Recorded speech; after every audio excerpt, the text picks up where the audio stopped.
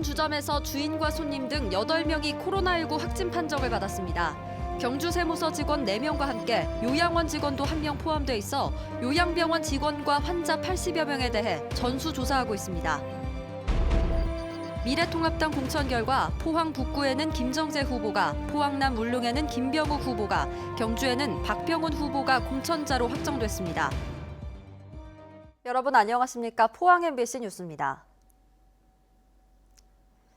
이런 시기에 답답하다고 자리가 가까이 붙은 주점에 가는 것은 조심하셔야겠습니다.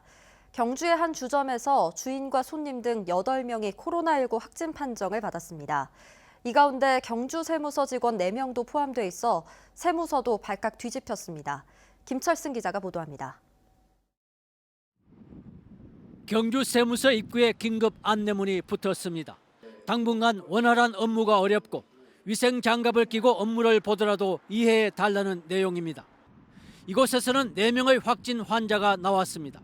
확진자 4분은 경주 세무서 직원으로 3월 10일 21시경 19번 확진자가 운영하는 투다리 성동점에 함께 들린 것으로 확인이 되고 있습니다. 경주 세무서는 확진 환자가 나온 부서를 폐쇄하고 민원실도 최소 인력만으로 운영하고 있습니다. 다행히 전체 직원 90여 명 가운데 확진 환자와 가깝게 근무한 50여 명은 모두 음성 판정을 받았습니다. 세무서 직원들이 들른 소주방에서는 주인을 포함해 모두 8명의 확진 환자가 나왔습니다. 이 가운데 1명은 요양병원 근무자로 경주시는 직원과 환자 등 80여 명에 대한 전수조사에 들어갔습니다.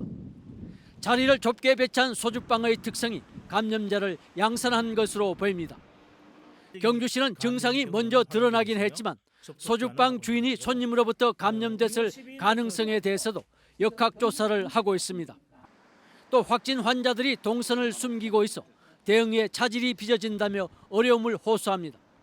자기 가족이나 가까운 친척이나 시민들이 안전에 있어서 더 좋을 수도 있는데 이 확진됐다는 그렇게 부끄러운 사실도 아닌데 자꾸 숨기려 한다. 그게 참 제 애로사항이죠. 뜸할만하면 새로운 곳에서 확진 환자가 무더기로 생기자 방역 당국은 긴장을 늦추지 못하고 있습니다. MBC 뉴스 김철승입니다. 포항의 코로나19 48번째 확진 환자의 가족인 포항시청 공무원이 2차례 검체 검사 결과에서 모두 음성 판정을 받았습니다. 이에 따라 어제 폐쇄됐던 시청사 해당 층은 소독 후 오늘 문을 열었고 직원 103명도 하루 만에 자가 대기에서 해제됐습니다.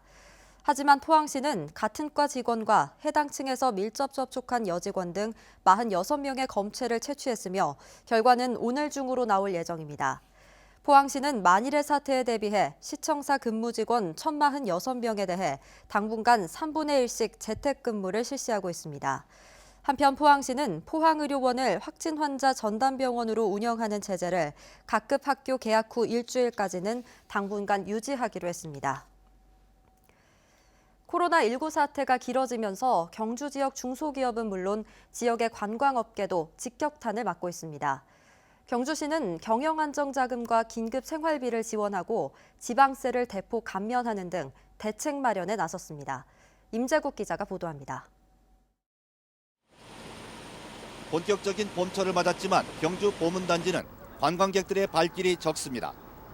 코로나19 사태가 길어지면서 호텔과 콘도 등의 숙박객이 평균 60% 이상 감소했습니다.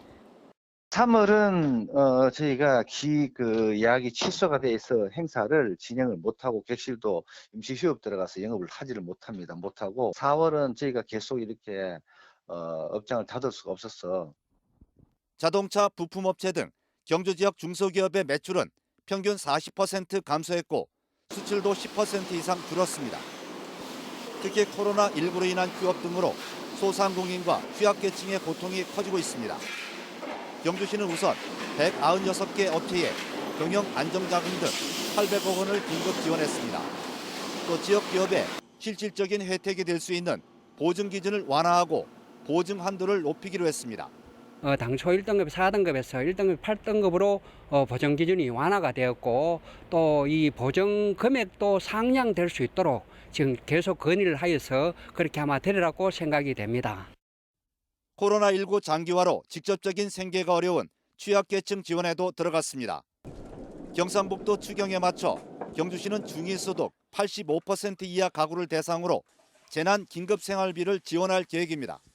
우리 시에서도 생활안정자금 지원에 대해 면밀히 검토하고 있으며 이번 추경에 반영하여 코로나19로 어려움을 겪고 있는 분들에게 조금이나마 도움이 되도록 최선을 다하도록 하겠습니다.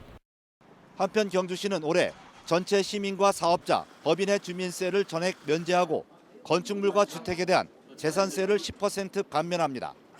또 임대료를 낮춘 건축물 소유자에 대한 재산세 20%를 세액 공제하고 코로나19 긴급 경영자금 대출 사업자의 재산세를 5% 감면합니다. MBC 뉴스 임재욱입니다. 경상북도가 자체 예산으로 재난 기본소득의 성격을 가진 현금성 긴급 지원을 결정했습니다. 재난 긴급생활비 1,646억 원을 편성해 33만 5천 가구에 최대 70만 원을 체크카드나 지역상품권으로 지급합니다. 김건엽 기자의 보도입니다. 경상북도가 23개 시군과 함께 편성한 재난 긴급생활비 예산은 1,646억 원입니다. 정부 추경과 관계없이 도와 시군이 자체 예산만으로 충당합니다. 경북도 내 모든 가구를 소득 순서로 배열했을 때 정중앙에 위치하는 중위소득의 85% 이하, 1인 가구는 한 달에 149만 4천 원 이하, 4인 가구로는 403만 6,650원 이하를 번다면 지원 대상입니다. 하지만 이미 정부 지원을 받고 있는 기초수급자와 긴급복지지원, 실업급여 대상자 등은 제외돼 모두 33만 5천 가구가 지원을 받게 됩니다. 지원 규모는 1인 가구 30만 원, 2인 가구 50만 원, 3인 가구 60만 원, 4인 가구 70만 원이며 단 한 번만 지원됩니다. 지역 상품권이 있는 데는 지역 상품권으로, 지역 상품권이 없는 데는 체크카드로. 왜냐하면은 이 돈을 받아서 묵히면은 이 활력소가 안 됩니다. 그래서 우리 스스로 한 3개월 이내에 7월 달까지는 다 소진할 수 있도록. 경북도의회는 지급의 근거가 될 조례를 빨리 제정해 긴급생활비가 신속하게 집행될 수 있도록 지원하기로 했습니다. 오는 26일 우리 도의회 행정보건복지위원회에서는 저소득층 주민생활안정지원 조례안을 위원회 안으로 상정할 것을 검토 중에 있습니다. 이 조례안은 코로나로 인해 생계 유지가 곤란한 저소득층의 긴급 생계 지원을 위해 제정됩니다. 경상북도는 또 불효불급한 예산을 줄여 코로나 대응 자체 추경도 준비 중인데 재원 충당이 어려울 경우 지방채를 발행하는 방안도 적극 검토하고 있습니다. MBC 뉴스 김건엽입니다. 코로나19가 전 세계로 퍼지면서 진단키트에 대한 관심도 높아지고 있습니다. 포스텍 연구진이 바이러스 감염을 15분 만에 진단하는 기술을 개발했는데 코로나19 진단에도 활용할 수 있을 것으로 기대됩니다. 박성아 기자가 보도합니다. 전 세계 코로나19 확진 환자는 이제 20만 명을 넘어섰습니다. 매일 수만 명이 코로나19 검사를 받으면서 빠르고 정확한 진단 기술에 대한 전 세계적인 관심이 높은 상황. 현재 우리나라뿐 아니라 전 세계적으로 가장 많이 사용되는 진단 방식은 분자 진단법입니다. 민감도가 높지만 분석에 6시간 이상 걸리며 비용이 많이 들고 전문 분석기관으로 보내야 하는 단점이 있습니다. 포스텍 연구진이 이런 단점을 극복해 15분 만에 바이러스 감염을 진단할 수 있는 기술을 개발했습니다. 검체를 꺼낸 다음에 바로 테스트를 그 자리에서 해서 15분 정도 만에 양성이냐 음성이냐를 판별할 수 있기 때문에 그 환자도 기다리지 않아도 되고.